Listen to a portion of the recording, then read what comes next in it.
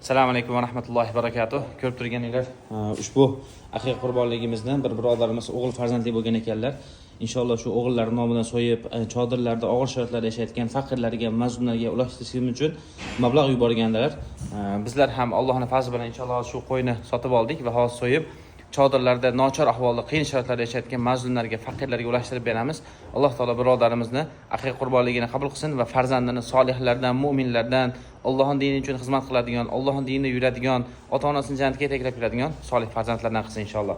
Qani, bismillah. Allohu akbar, Allohu akbar. Bismillah. Bismillahirrohmanirrohim.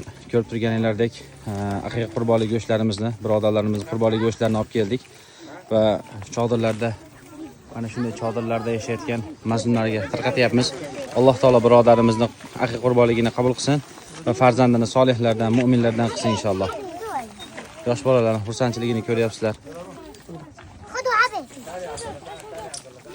Mana shunday chodirlarda yashayotgan mazlumlarga birodarlarimizni aqiqa qurbonliklarini va ehsonlarini ulashtirishga davom etyapmiz.